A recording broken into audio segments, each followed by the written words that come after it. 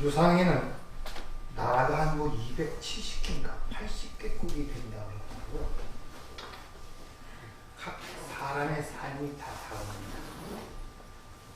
어떻게 보면 어떻게 저게 살 수가 있을까 할 정도로 거의 짐승과 방불하는 그런 삶을 사는 민족도 있고, 또 화려한 도시에서 현대적 문명을 이룬 그렇게 삶을 사는 사람도 있습니다.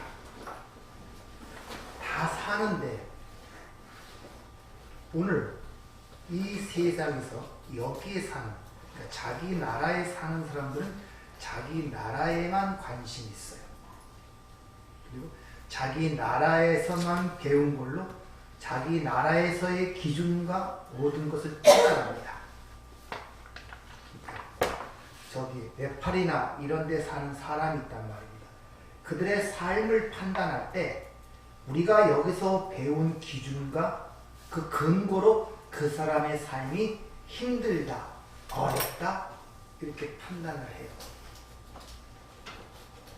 옳은 겁니까 그것이?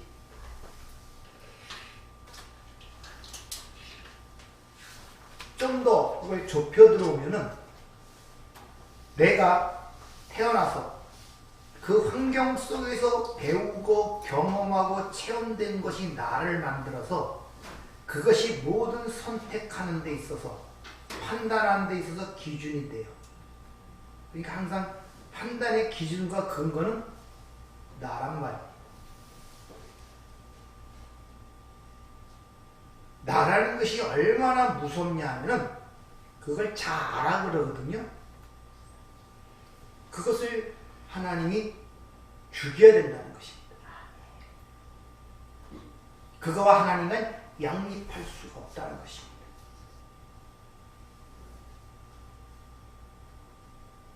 근데 그렇게 무서운, 핵폭탄보다도 무서운, 엄청나게 무섭고 두렵고 추악하고 더럽고 하나님에 의하여 제거될 수밖에 없는 그런 엄청난 것을 갖고 살면서도 그게 난데도 몰라요.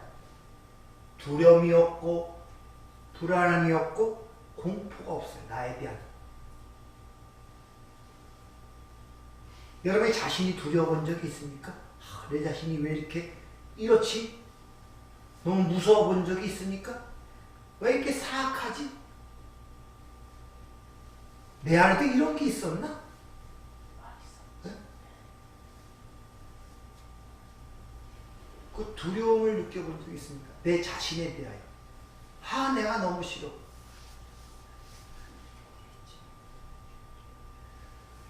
가장 무섭고 가장 두렵고 가장 죄악스러운 것이 나인데, 그걸 가지고 있는 게 나인데 그 나는 전혀 안 보인다는 게 문제가 되는 거예요.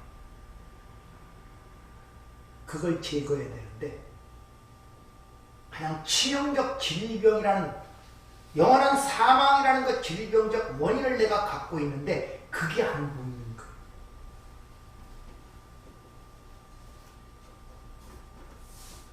하늘이 하나님의 영광을 선포하고 궁창이 그 하신 일을 나타내도다.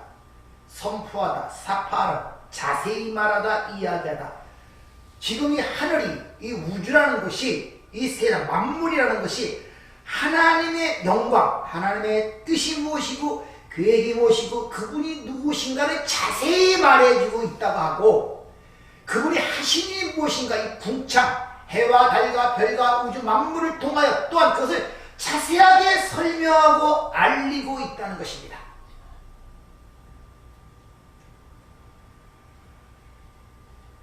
인간도 그 만물 중에 하나잖아요. 만드신 피조물 중에 하나란 말입니다. 그럼 여러분이 지금 만물로 살아가고 있는 거예요. 해만이 그걸 나타내는 것이 아니라, 이런 꿈만이 하나님의 어떤 걸 계시하는 것이 아니라 가장 하나님의 형상대로 창조된 인간이 그걸 가장 잘 드러내는 삶을 살고 있단 말입니다.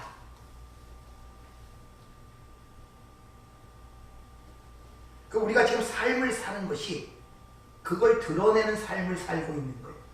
근데 전혀 감지가 안 되잖아요. 그 행간의 숨은 뜻을 모르는 거예요. 여러분의 삶이 내 삶의 그 숨긴 뜻을 모르는 거예요. 그게 내 삶인 줄 알고 살아가는 거예요. 먹고 마시고 입고 자고 육신의 원하는 욕망대로 그냥 끌려가듯이 살면서도 그 채울 수 없는 그 욕망을 계속 채우려고 알면서도 계속 채우려고 부단히 그쪽으로 끌려가는 것입니다. 그것이 유일한 희망인 것처럼 소망인 것처럼 여러분의 삶을 통해서 하나님의 음성을 듣지 못하고 하나님의 그것을 가르침을 받지 못하면 필연적으로 하나님의 말씀을 들을 때 뭘로 듣느냐? 나의 행위로 들어버려요. 그리스도께로 인도하는 초등교사, 은혜의 초등교사로 듣는 것이 아니라 율법으로 인도하는 거짓된 초등교사로 들어버린단 말입니다. 같은 말인데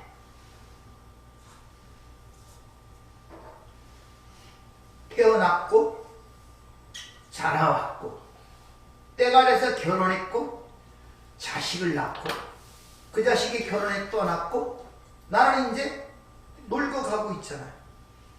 뭘 가르쳐주고 있습니까? 그냥 우연히 태어나서 그냥 먹고 마시다 보니까 결혼하고 때 돼서 자식 낳고 남들 그렇듯이 다 늙어가고 이제 병들고 죽어가는 그런 과정입니까? 거기서 뭘 여러분에게 지금 당신의 백성들에게 뭘 일러주고 있냔 말이에요. 뭘 일러주고 있어요? 뭘 배우고 있어요 여러분들? 여기 살기 아무런 의미가 없습니까? 그냥 먹고 마시는 거, 맛있는 거, 육신의 어떤 쾌락과 즐거움, 그런 것만 해서 이 땅에 오셨습니까? 하나님이 그것 때문에 이 땅에 보내셨습니까? 아니 하나님이 여러분을 창조하시고 생명을 주셨다면서요.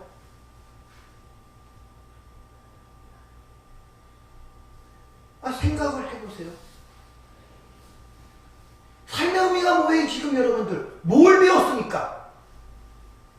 거기서 어떤 하나님의 섭리 손길을 깨닫고 하나님을 만났습니까? 지나온 인생, 앞으로 살아갈 인생은 모르니까 그렇다고 치더라도 여러분 과거의 인생은 체험과 경험과 그 과정 속에 살아왔잖아요. 피부로 느끼면서 거기서 어떤 음성을 들었습니까? 그 전에 예수를 영접하지 않고 예수가 성령 여러분이 없을 때는 그때는 죽었으니까 모른다고 해도 인정이 돼요. 여러분이 예수와 함께 다시 살았다면서요. 성령 진리의 영이 여러분 내주하신다면서요. 하나님이 함께 하신다면서요. 이제 인생이 뭔가를 안다고 하시는 분들이 그럼 지나온 인생을 통해서 뭘 배우셨습니까? 어떤 하나님의 음성을 들었습니까?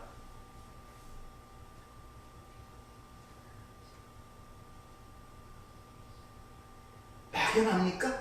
그냥 남들 인생처럼 그냥 태어났으니까 그냥 육신의 욕망을 따라 그냥 살아온 겁니까?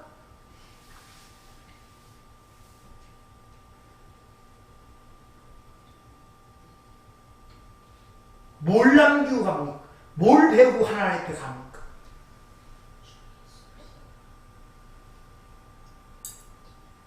지난 인생 살아 속에서 거기서 그 하나님의 마음을 만나봤습니까? 그 사랑을 터치를 해봤습니까? 아니면 그냥 상처만 갖고 있고 고달픈 인생길만 갖고 있고 힘든 일만 생각이 나고 살아와서 한 번도 행복을 느껴본 적이 없고 그런 건 머리에 꽉 잡고 가슴을 잡고 있습니까?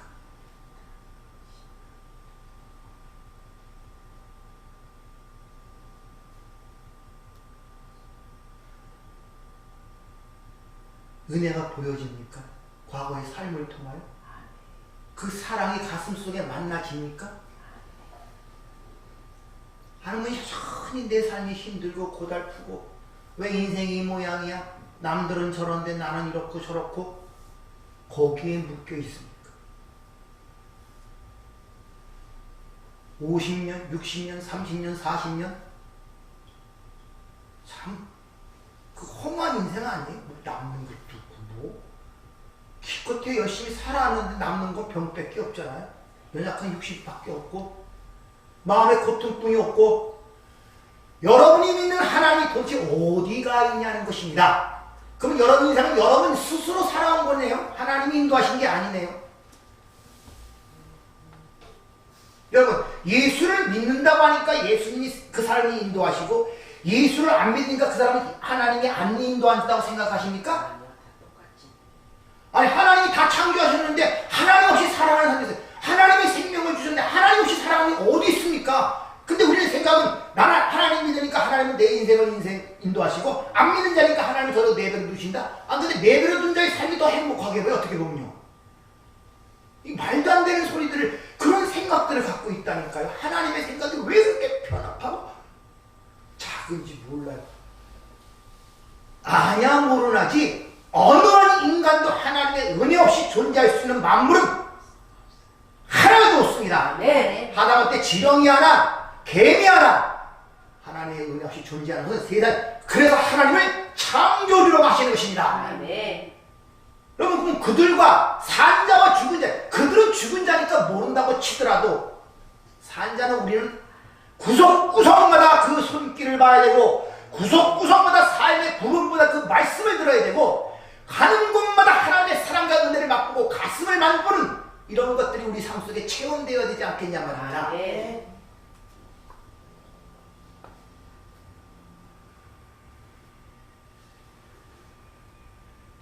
성경은 역사 속에 일어난 사건은 사실을 전기적 순서적으로 기록하는 것이 아니라 하나님의 말씀이에요. 그래서 순서가 틀려. 시간과는 상관이 없어요. 성경은. 그래서 요한복음에 보면은 공감복음서라 그러죠. 마태, 마가, 누가복음. 또 요한복음도 마찬가지예요. 거기에 보면 세례 요한의 사건 이후에 바로 오병이의 사건이 기록이 됩니다. 근데 시간적으로 보면 이 세례 요한의 사건과 오병이의 사건은 훨씬 앞선 일이에요. 시간적으로. 근데 꼭 같이 기록해놔요. 이유가 있단 말입니다. 바로 세례 요한의 그 광야에 외치는 사건이라든지 헤롯 궁에서 목이 잘려주는 사건과 오병이의 사건과 연관이 있단 말입니다. 연관이 있단 말입니다.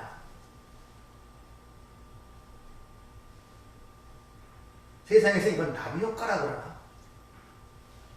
저 아프리카에서 나비가 날개 타니까 이 아시아 쪽엔 태풍이 닥친다는 거. 이걸 나비 효과라고 그러죠.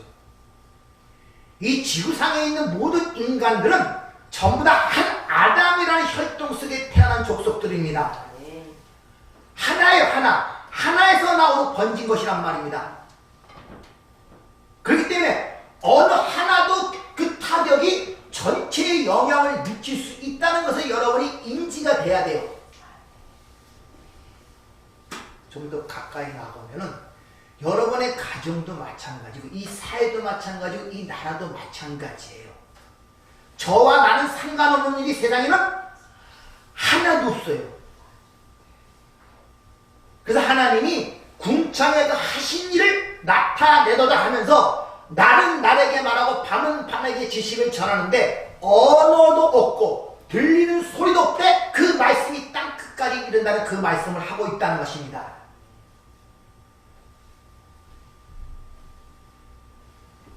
세례 요한은 예수님의 길을 예배로 오신 분이죠. 요한복음 5장에 보면은 그 세례 요한이 바로 진리에 대해 증거하는 자라고 그러고 즉 예수님이 자신에 대한 증거한 사람이라고 그렇게 얘기를 합니다. 이 세례 요한의 탄생을 보면 좀 특이하죠. 제사장이었던 샤가라의 아들로 태어나는데 날 때부터 나시리로 구별되어 태어납니다. 나시리로. 그런데 그가 그때 당시에 헤롯 왕이었던 안티파스라는 그 왕이었던 그게 잡혀 들어가서 그 왕궁에서 목이 잘려 죽어요. 근데 그 왕궁이 그 헤롯 왕 안티파스라는 그 왕궁이 그 왕이 어떤 왕이냐면 그 왕은 자기 동생 빌립 헤롯이라는 헤롯가가 3형제가 있어요. 제일 큰 형이 있고 두 번째 형이 바로 세례 요한을 죽인 헤롯 왕이고, 그리고 그 세례 요한을 죽인 헤롯 안티파스가 아내가 있었는데, 헤로디아라는 아내가 있었는데, 그 아내 바로 자기 동생 빌립 헤롯 왕의 아내였던 그 아내를 뺏어와 자기 아내를 삼았단 말입니다. 헤로디아가. 근데 그 헤로디아는 누구냐? 바로 맏형, 제일 큰 형의 딸이었어요. 그러니까 그 딸을 두 삼촌이, 그러니까 삼촌이 조카를 데려다가 서로 아내를 삼는 형국이 헤롯 왕궁과 헤롯가였단 말입니다. 왜 세례 요한과 헤롯과 결부시키는 걸 잘 알아야 돼. 예수님 탄생 시에 헤롯이 2살 아이들을 다 죽죠. 그런 사건이에요. 그러니까 세상 왕의 대표로 헤롯 왕이 등장하고 있단 말입니다. 거기서 세례 요한이 그들에게 하나님의 말씀을 던집니다. 그랬더니 그 던진 말씀에 의하여 자신들의 실체가 폭로되자 세상 왕의 상징했던 헤롯이 그를 목을 잘라서 죽이는 거예요. 이 사건을 통하여 이 세상의 현실의 상태를 볼 뿐 아니라 그 당시 하나님의 선미라고 선택된 백성이라고 자랑하던 유대 민족들의 실상을 긍극적, 단편적으로 압축해서 우리에게 보여주고 있단 말입니다. 즉 헤롯 왕가라는 것은 이 죄된 속성과 탐욕으로 가득 찬, 즉 하나님처럼이라는 그 세상 왕의 그 상징을 대표로 헤롯 왕이 등장하고, 거기에 하나님의 말씀의 역할로 맡은 세례 요한이 말씀을 던지는 거예요. 근데 어떤 결과를 낳겠느냐? 말씀을 던졌더니 그들의 그 탐욕적인 그 취약함이 폭로가 되고, 그 왕에 의하여 세례 요한이, 즉 하나님의 말씀을 맡은 자가 목이 잘려 죽는 모습이 기록된단 말입니다. 그래서 세례 요한을 스스로에게 광야에 외치는 자의 소리라 이렇게 얘기하죠. 세례 요한이 외친 게 뭡니까? 회개하라, 천국이 가까웠다. 즉 세례 요한은 하나님처럼이라는 삶의 맥이라고 있는 모든 타락한 아담의 분상들에게 그런 삶의 방식에서 돌아서지 아니하면 도끼가 나무뿌리를 찍어내듯이 너희가 다 멸망할 것이다. 쉬운 말로 예수 믿지 않으면 다 멸망한다. 그 당시에 인본주의, 율법주의에 대해 회개하라고 외친 것이 바로 외치는 자의 소리, 세례 요한의 역할이었단 말입니다. 그렇게 외치게 되면은 사람들이 듣기를 자기의 육적인 욕망, 즉 육적인 생명을 보존하기 위하여 진짜 생명을 죽여버리는 그 모습을 통하여 오늘날 이 시대에 우리 하나님의 말씀이 던져질 때 우리의 실패가 어떤 걸 지금 벌겨벗고 나가고 있단 말입니다. 세례 요한의 이야기는 곧 누구의 이야기다? 나의 이야기로 들으면 돼요. 성경은 나의 이야기로 들리지 않으면 그 사람은 생명책에 기록된 사람이 아닌 것입니다. 이순신이라는 전기가 나왔는데 그것이 이순신에 대한 이야기로만 읽어버리고 내가 본받아야 할 교훈으로 읽어버리면 생명책에 기록된 자가 아니란 말이에요. 거기 내 이야기로 들려야 돼요. 이 내 삶의 이야기구나. 원래 우리 믿는 자들도 역시 우리의 부끄러움과 추악함을 가리기 위해서 예수를 죽인다는 사실을 아십니까? 그런 적이 없는데요.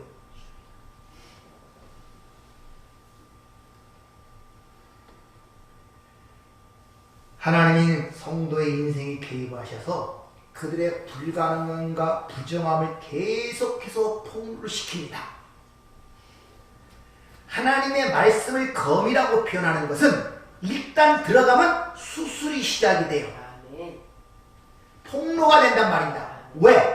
왜 폭로시키겠습니까? 너희 삶 속의 모든 부분이 어느 한 부분 없이 모든 부분마다 예수의 피가 필요하다는 필연성을 가리키기 위하여.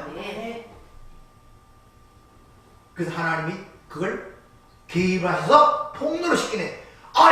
여기도 내가 이런 모습이 드러날 때 그래 내가 이런데 예수의 피가 필요하구나. 또 이런 모습이 드러날 때 그래 여기도 필요하구나. 여러분의 사회생활, 경제생활, 또 정치생활, 또 일반적인 가족생활, 일반 모든 생활 속에서 그런 것들이 폭로될 때 그때 사함받는 유일한 길은 예수의 피밖에 없잖아요. 아멘.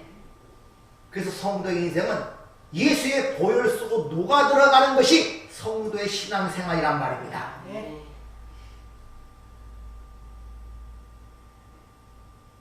여러분 종교적인 부분에서만 예수의 피가 필요하다고 생각하시면 여러분 굉장히 지금 오산하는 거예요. 여러분도 모든 부분이 쉽게 말하면 몸도 여러분에게 생각하면 그게 죄란 말입니다. 성경이 말하는 내용을 잘 이해를 하셨는가요? 여러분 몸을 내 것이라고 생각하죠? 그 몸도 여러분의 것이 아니라니까요? 내 것이라고 생각하고 나를 위해 사용하는 순간부터 죄의 길로 가게 된단 말입니다. 그걸 하나님이 폭로시켜야 그래 내 몸도 구속을 받아야 되구나, 예수의 피가 필요하구나 하는 그런 절실함이 생기죠. 내 생각, 내 마음 뿜어내는 것마다 죄악이고 시기와 질투와 증오와 미움과 이것도 예수의 피가 필요하구나. 구석구석마다 내가 성한 곳이었구나. 이럴 때 온전하게 예수의 피를 붙잡죠. 십자가를 박아보죠, 여러분들.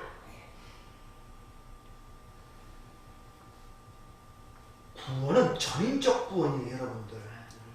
우리 삶 속에 어느 한 구석 100개 중에 하나라도 하나님의 모습에 합당하게 하나님에 들어갈 것이 없다는 걸 아셔야 돼요. 모든 부분이 여러분이 생각하고 판단하고 욕망하고 바라보는 모든 것들이 왜? 죄라는 것은 다시 한번 말씀드리지만 인간들이 합의해 놓은 윤리, 도덕적, 법적 그런 걸 지키는 것을 율법이라고 하지 않는단 말이에요. 죄라고 하지 않는단 말입니다. 죄는 하나님 외에 생각하는 모든 것들은 다 죄예요. 떠난 것들은 다 죄란 말입니다. 쉽게 말하면 우리가 일주일간 사는 동안에 하나님 기억하면서 먹고 마신 적이 있습니까? 없죠. 그게 죄란 말입니다, 여러분들. 근데 그 죄라고 생각을 안 하잖아요. 내가 먹고 마시는. 왜? 먹든지 마시든지 다 하나님의 영광을 위해 하라고 분명히 성경은 기록하고 있지 않습니까? 그 얘기하는 그게 죄라니까, 여러분들. 어찌 순간순간마다 예수의 피가 필요해진 순간이 있겠냔 말이에요, 여러분들. 없단 말이에요. 하나님의 말씀이 우리 안에 들어오면 그런 부분들을 여지없이 파헤치는 거예요. 숨을 쉴 수 없을 정도로. 사도바울의 영적 능력이 강해지고 지식이 강해질수록 결국 고백하는 것은 내가 죄인 중에 괴수이며 내가 사망의 몸을 갖고 사는구나, 이걸 깨닫는 거예요. 딴 거 아니란 말입니다, 여러분들. 그게 바로 헤롯 왕의 그 처차 세상의 왕, 다시 말하면 하나님처럼 살려고 매개하는 모든 타락한 아담의 군상들에게 말씀의 역할을 맡은 세례 요한이 회개하라 하나님의 말씀을 던져봤더니 그들의 실체가 확 드러나자 그들은 그들의 수치를 가리기 위하여 그 말씀의 역할을 했던 세례 요한의 목을 잘라버리는 거예요. 세례 요한에서는 그렇게 끝날 수밖에 없습니다. 거기서는 희망이 없단 말입니다. 그래서 그것이 무엇을 뜻하는가를 가리키기 위하여 바로 그 사건과 이어서 오병이어의 사건을 일으킨 것입니다. 한번 찾아보셨습니까? 진짜 오병이어 사건 전에 바로 이 세례 요한의 사건이 연결되어 있는가 찾아보셨어요? 안 찾아보셨죠? 관심이 없으니까 그래요. 관심이 없으니까. 진짜 이 사건은 한 2년, 3년 시간차가 있는데 그 안에 여러 사건이 일어나는데 왜 오병이 사건 바로 앞에 그 사건을 붙여서 이 오병이 사건이 일어나지? 이런 의문을 가지란 말입니다. 의도가 있잖아요. 그러니까 단순히 사실을 기록한 전기서가 아니라니까요.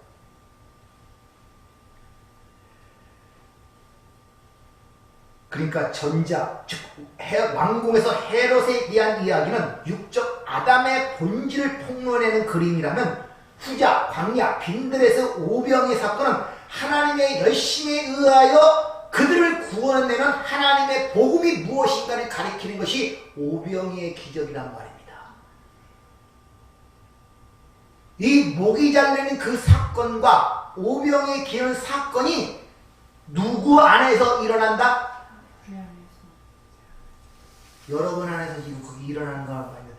내 삶이 지금 그걸 그려내고 있는데 내가 이걸 읽어내질 못해요. 이것이 왕국에서 목이 잘려주는 습관, 그 의미를 갖고 있는 내용이 내 삶 속에 이게 들어가는구나. 그 가운데 하나님이 구원하기를 인도하니 오병이가 이런 의미가 있구나. 내 삶이 이런 문제가 있구나를 거기서 깨달아야 된단 말입니다. 여러분의 삶을 그렇게 봐야 돼요. 그냥 먹고 마시고 하루 자는 것이 아니라 문제가 일어날 때마다, 생각지 않은 문제가 닥칠 때마다 그게 안 보이잖아요. 그러니까 막연히 그냥 열심히 어떻게 살아서 죽은 다음에 그 좋은 나라, 그것도 확실치도 않아요. 그렇게 믿어지지도 않고 소망이 가지도 않아요. 현실이 중요하니까. 내 몸도 아픈데 내 몸이 먼저 건강이 우선이지, 그거 내중의 일이지, 이런 식으로. 거기에 대한 그 소망이 그렇게 머리를 지배하지, 소망의 투구를 쓰자. 그 소망이 머리를 지배하지 않는다니까요. 내 사고방식을 지배하지 않는다니까요.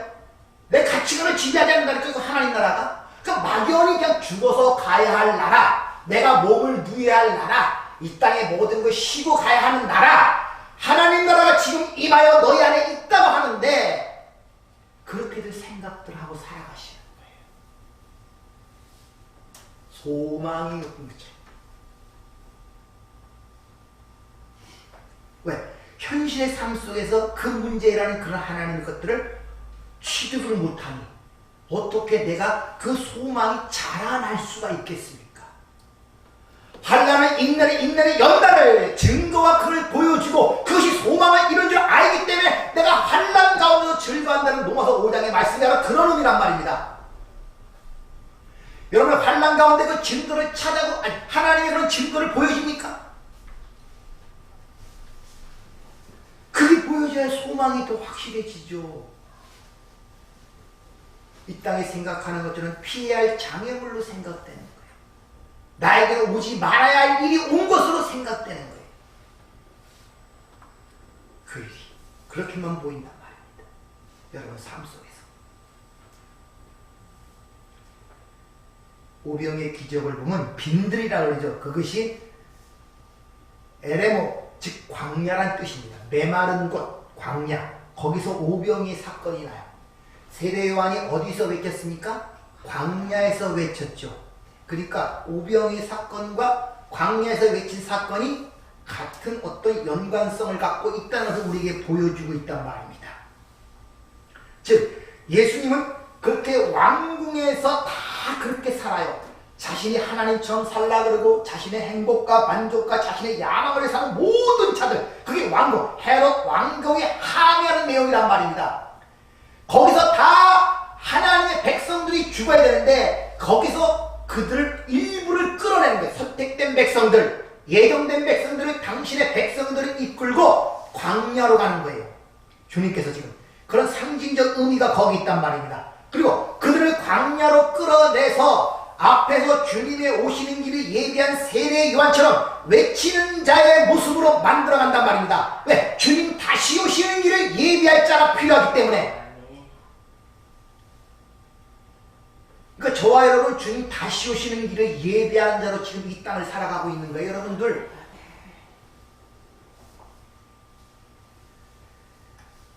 사람이 인정을 하든 그들이 모르든 상관없이 인간들은 하나님의 형상대로 창조받았기 때문에 다 하나님의 말씀을 담은 그릇으로 살아가게 돼 있어요. 그래서 로마서 9장이나 디모데전서 2장에 보면 진노의 그릇, 국률의 그릇, 금그릇, 은그릇, 나무그릇, 또 질그릇, 이런 그릇의 이야기가 나오죠. 이렇게 싫든 좋든 여러분이 자꾸 하나님을 믿는다 그러니까 우리만 하나님의 어떤 것을 갖고, 다른 사람도 마찬가지. 아멘. 그들도 하나님의 말씀을 담은 자로 살아가는데 본인이 죽었기 때문에 모르는 거예요. 그래서 영적으로 죽었다 그러는 거예요. 그래서 그 껍질, 욕망만을 위해서 살다가 지옥으로 떨어지는 것이란 말입니다. 광야가 주는 의미는 이미 구약에서 많이 나온 것처럼 스스로 어떤 수확, 즉 결과를 낼 수 없는, 결과물을 낼 수 없는 메마르고 황폐한 곳을 얘기하는 것이 광야입니다.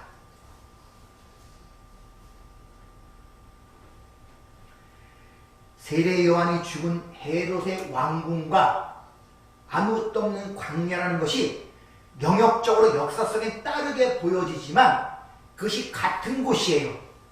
안 믿는 자들에게는 그게 헤롯의 왕궁으로 보여 왕이 되고자 애쓰고 탐욕을 사는 곳이지만은 믿는 눈이 열린 자들은 그곳이 아무런 수확물을 낼 수 없는 광야라는 사실을 인식하고 산단 말입니다.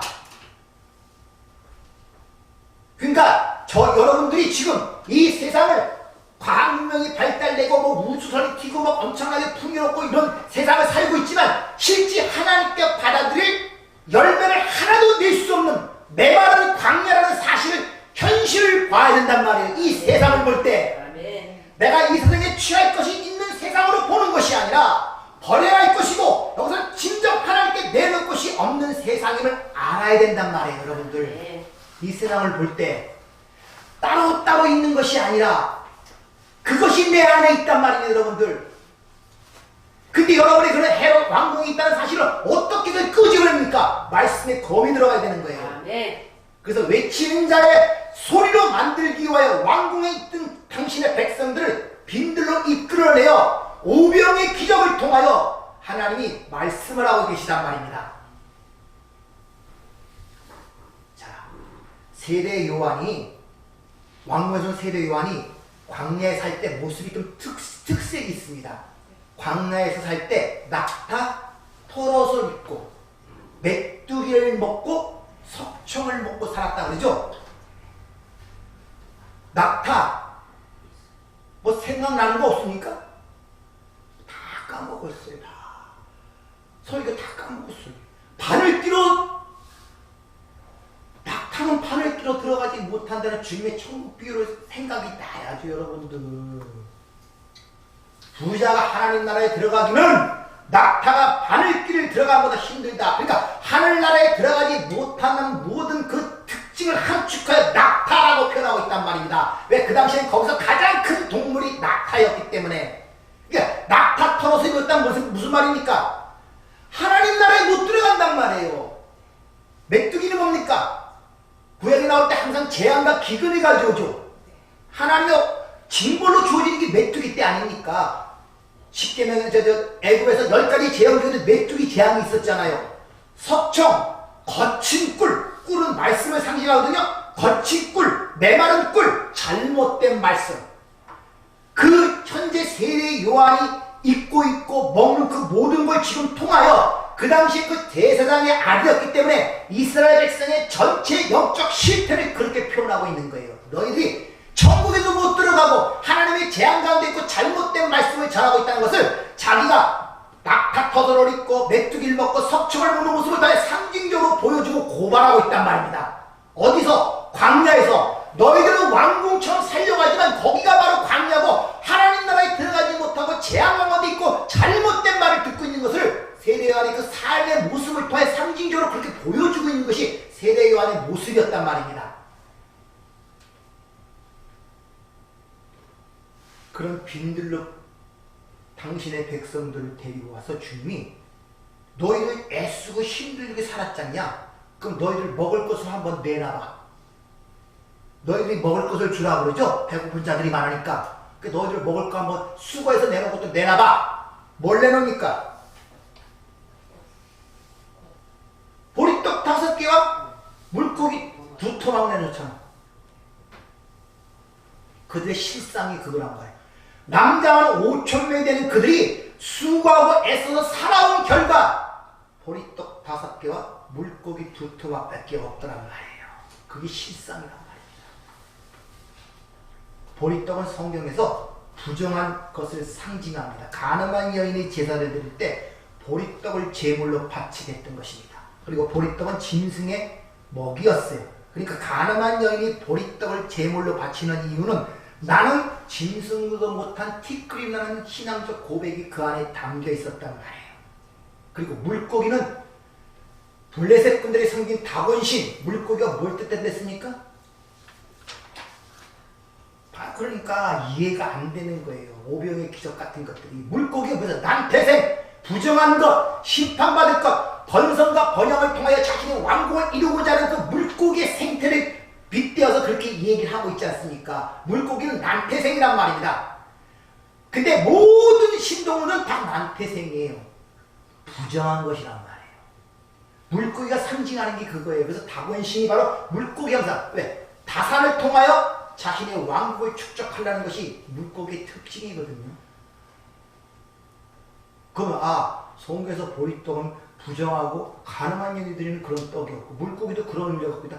보리떡 5개와 물고기 2마리를 했다는 것이 무슨 의미겠습니까? 인간들이 내놓는 것은 다 부정한 보리떡, 고작해야 보리떡 5개와 난태생, 물고기 2토막이라는 5,000명이 되는 넘는 인구들이 니를 그렇게 수고하고 애썼어? 한번 내놔봐. 기껏 했더니 그 부정한 떡하고 물고기 2마리 내놓더란 말이에요.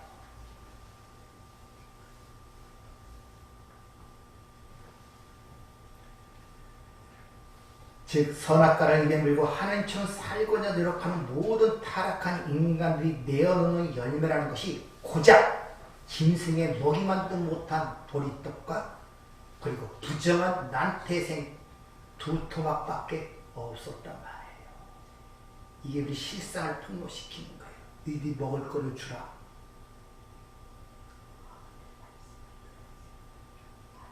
보리떡이 어떤 의미를 갖고 있는가 제가 한번 읽어보라 그랬죠. 에스겔서 4장 12절 15절을 보면 그 보리떡이 뭘 뜻하는 걸 알아실 수 있을 것입니다.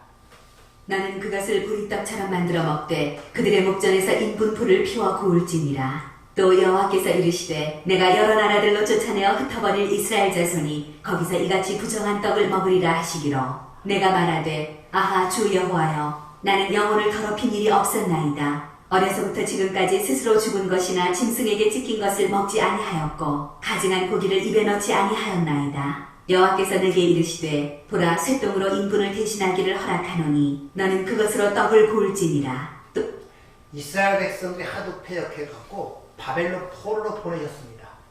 거기서 좀 정신을 차릴까 했더니 오히려 더 세상을 더 좋아하네.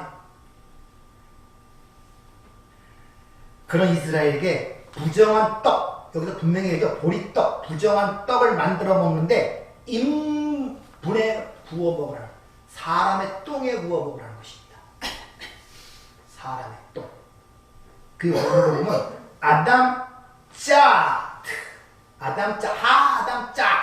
아담의 인분, 아담의 똥, 아담의 배설물. 뭘 생각납니까?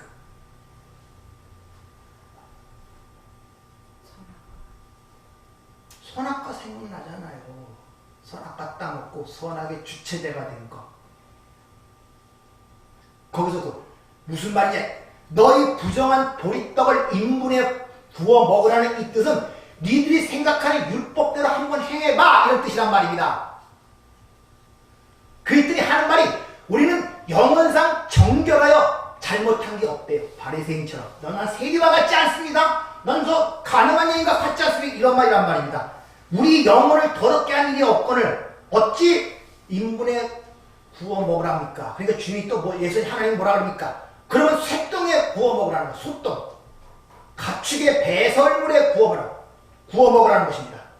이 쇠똥이라는 단어도 사파 그리고 바카르는 소인데 니들이 믿고 의지하는 신에게 한번 이야기해봐 이런 뜻이에요.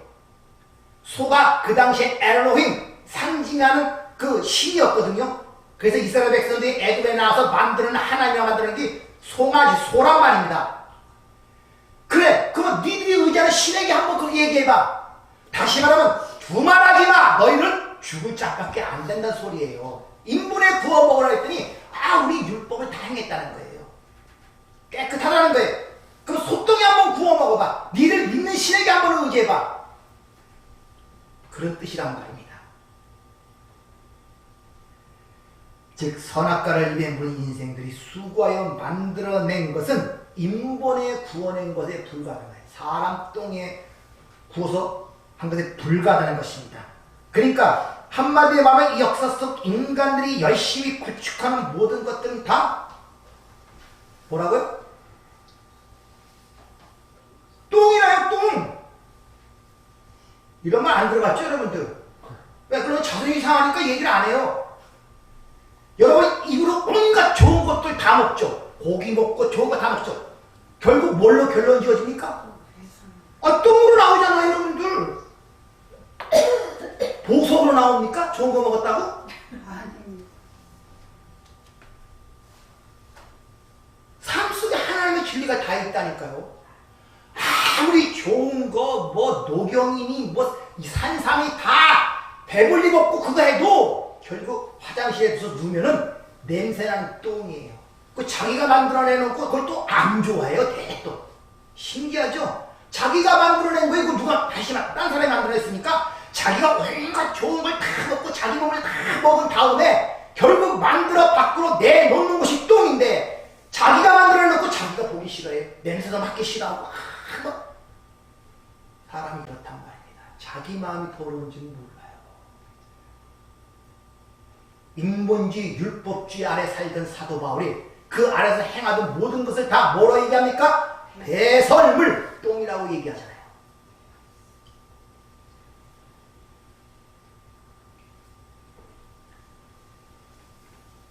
그런데 주님께서 오병의 기적은 그 보리떡과 물고기 두 마리를 그들에게 먹여버린단 말입니다. 신기하죠? 만약 이게 부정하는 것이 그러면 먹이지 말아야 되잖아요. 근데 먹여버리고 6장에 요한복음 5장에서 6장에 넘어가면 오병의 기적이 나와요. 왜? 그 전에 뭐냐? 내가 생명의 떡이라 그래요. 그 보리떡과 물고기를 먹이면서 먹여놓고 내가 생명의 떡이라 한단 말입니다. 이것이 복음이란 말입니다. 그래서 오병의 기적을 기적이란 말을 사용하지 않고 표적이라고 해요. 세메니오.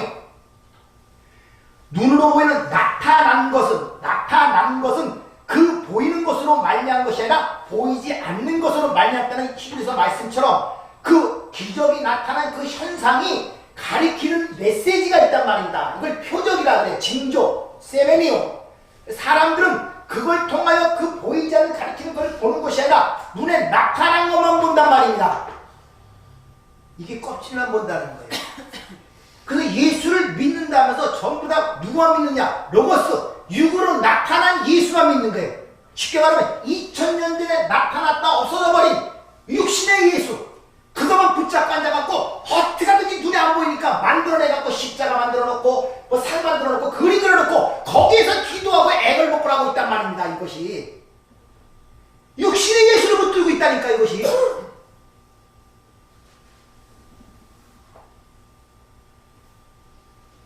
우상숭배하고 있단 말이에요. 여러분 늘 하나님 믿는다면서 우상숭배 밖에서 일어나는 일이 아니란 말입니다. 교회 안에서 일어나는 일이란 말입니다. 여러분들.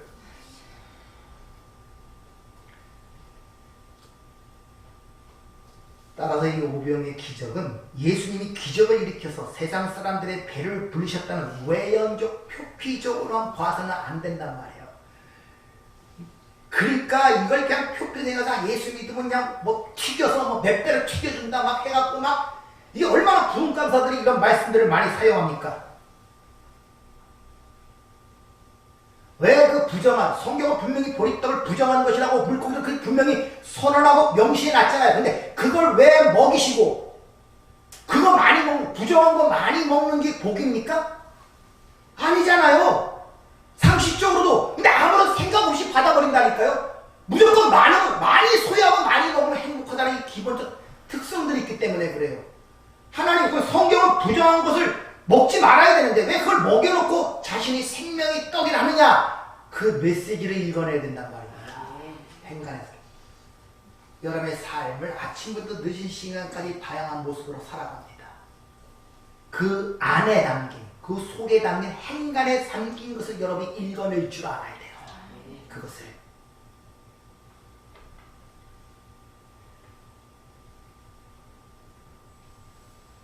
성경에서는 그 똥의 똥이 무엇인가를 잘 설명해 주는데, 똥이라면 더럽다는 생각부터 들죠.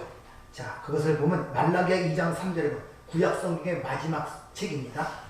보라, 내가 너희의 자손을 꾸짖을 것이요 곧 너희의 절기와 희생의 똥을 너희의 얼굴에 바를 것이다. 너희가 그것과 함께 제하여 버림을 당하리라. 똥을 얼굴에 발라 그들을 멸망시키겠다는 것입니다. 이것이 구약 전체예요. 그러니까 똥은 뭘 상징하겠습니까? 구약, 율법주의, 인본주의, 그것을 멸망시키겠다는 것입니다. 그걸 똥이라고 해요. 그러니까 율법, 인본주의, 율법주의가 인간의 행위를 근본으로 치는 거 아닙니까? 이 세상이 다 그러시라는 거예요. 그걸 똥이라고 얘기하고 있단 말입니다. 그런데 그것을 예수님께서 우리에게 먹이시고 내가 생명의 떡이다 이렇게 얘기를 합니다. 즉 똥에 불과한 인간들의 그 모든 것을 예수께서 자신이 끌어안고 우리를 끌어안고 십자가에 죽으시고 부활 승천하셔서 우리에게 뭘 보내셨습니까? 성령 거듭나게 하셨단 말이에요. 아멘. 그것이 바로 오리떡 오병이의 기적의 사건을 통해 이렇게 보여주는 복음의 메시지라는 것입니다.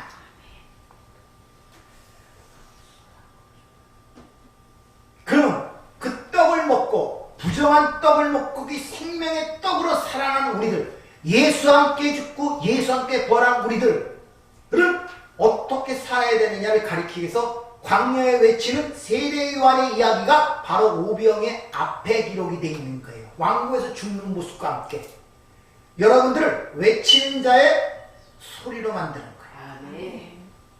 즉 자신의 배를 신을 삼아 살아가는 이 세상 왕들의 삶이 바로 저주받은 아담의 삶, 인분에 구워먹는 똥이며 그 삶을 입으로 또 삶으로 증거해야 하는 것이 바로 성도가 광야에서 외치는 자의 삶으로 살아야 할 우리의 신앙생활이란 말입니다.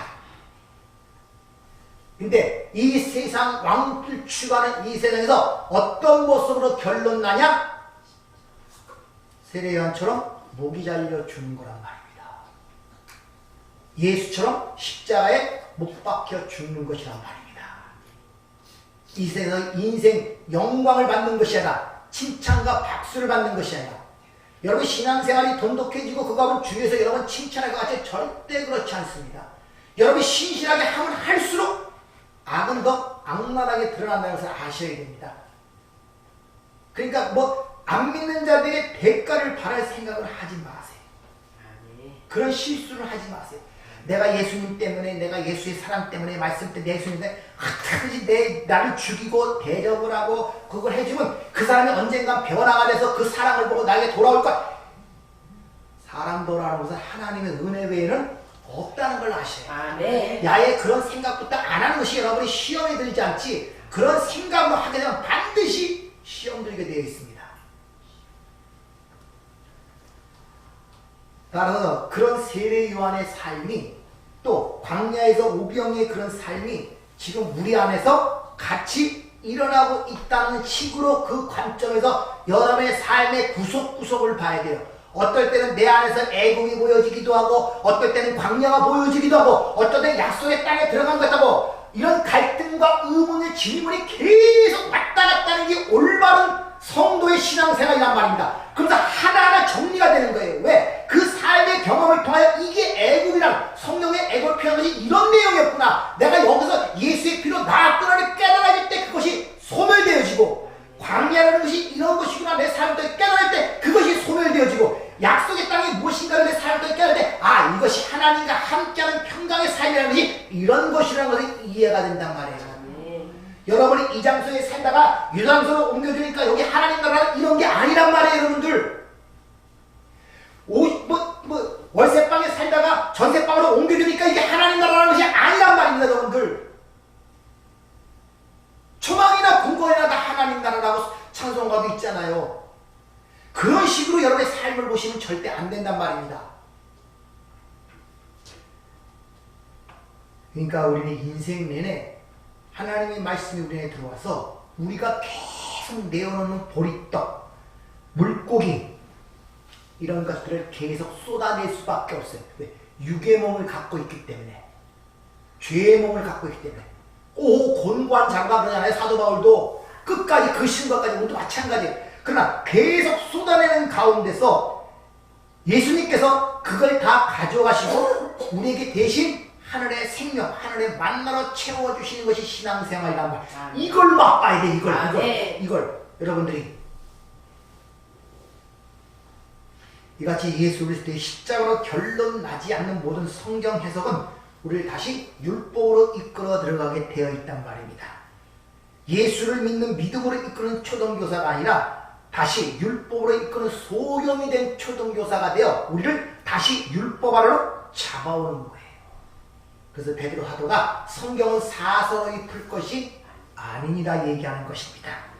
자신의 욕망을 위해 세상이 정해놓은 기준을 가지고 가짜 복을 위해서 얼마든지 하나님 앞에서 죄인된 흉내를 낼 수 있고 순종을 모방할 수 있다는 간교한 자신을 깨달아야 된단 말입니다. 믿는 것이 하나도 없어 믿는 척 할 수 있는 자가 인간이란 말이에요. 인간은 예배한다고 하면서 그가 만들어낸 하나님의 이름으로 불리는 우상에게 예배하는 일이 우리 삶 속에 얼마나 흔하게 존재하는가를 깨달아야 돼요. 지금 수요 시간에 우리가 사사기가 끝났는데 사사기에 반복되는 구절이 뭡니까? 자기의 소견대로 여호와를 섬겼더라. 자기 소견대로. 그래서 거듭난 자에게 요한복음 3장 바로 다음 장에 예배가 문제가 나오는데 영과 진리로 예배하는 자를 찾는다 그러죠. 하나님께 예배하는 자는 영과 진리. 그러니까 하나님에 대한 말씀을 하지 못하면 예배 자체가 되지 않습니다. 영, 말씀 아닙니까? 진리도 말씀이고. 그러니까 예배라는 것은 여러분이 생각하듯이 무릎을 꿇고 저기서부터 기어와갖고서 막 자기의 어떤 그거 두드리고 막 이런 그런 것이 어떤 외부로 보는 게 그게 예배가 아니라니까요. 하나님의 말씀을 알아보지 못하는 그런 거 무슨 예배가 됩니까? 말이 안 통하는데. 그리고 자기의 열심과 수고를 예배했다고 생각하는 게 일반적 종교들의 삶 아닙니까? 그러니까 어떻게든지 인간의 어떤 극기적인 그런 거, 뭐 천배, 만배, 뭐 이런 것들을 해갖고서 자신의 어떤 존경심을 표현하고 신에 대한 어떤 그런 것들 나타내는데 그런 것이 아니라 기독교는 하나님의 말씀을 알아먹어야 돼요. 네. 말이 통해야 내 자식이란 말입니다. 네. 같이 인간들은 자신의 필요에 의하여 또 두려워서 예배하기도 하고 항복하기도 하고 순종하기도 하는 존재라는 것입니다. 그런 모든 것들은 나의 유익을 위해 내는 것들, 나의 구원, 나의 행복, 그것들은 다 하나님이라고 이름을 칭하는 우상들이라고 성경은 얘기하고 있기 때문에 이스라엘 백성의 제일 첫 번째 말씀을 주신 시내산에서의 10계명, 1계명부터 4계명까지가 다 하나님을 잘못 믿지 말라는 것입니다. 너는 나를 다른 신으로 믿지 마. 이스라엘이 보이는 어떤 형상도 만들지 말고 거기에 절하지 말고 내 이름을 함부로 부르지 말고 안식일을 거룩히 즉 그 나라에 들어가는 것을 너희들의 신경을 쓰란 말입니다. 하나님께서 선택받은 당신의 백성들을 불러내셔서 당신의 우리 삶에 개입할 수밖에 없는 이유가 바로 그런 이유란 말입니다. 그래서 여러분들 배부르지 못할 그 보리떡과 물고기로부터 영원한 생수인 그 말씀을 우리에게 먹이시는 게 신앙생활이란 말입니다. 마지막으로 이사야 55장 말씀을 읽고 마치겠습니다. 너희가 어찌하여 양식이 아닌 것을 위하여 은을 달아주며 배부르게 하지 못할 것을 위해 수고하느냐. 내게 듣고 들을지어다. 그리하면 너희가 좋은 것을 먹을 것이며 너희 자신들이 기름진 것으로 즐거움을 얻으리라. 너희는 귀를 기울이고 내게 나와 들으라. 이것이 예배란 말입니다. 그리하면 너의 영혼이 살리라. 내가 너희를 위하여 영원한 언약을 맺으리니 다윗에게 허락한 확실한 은혜이다. 은혜롭고 자비로우신 아버지 하나님, 우리의 눈꺼풀이 열려야 주님의 영광을 봐야 우리가 변화될 수밖에 없습니다. 열심히 종교생활하는 사도 바울이 다메섹 선상에서 주님의 영광을 보자 주여 내가 무엇을 하오리까. 그의 눈에서 눈꺼풀이 벗쳐서 비로소 복음의 비밀을 알고 평생 주님과 동행하는 기쁨 속에서 살아가는 것이 성경에 기록이 되어 있습니다.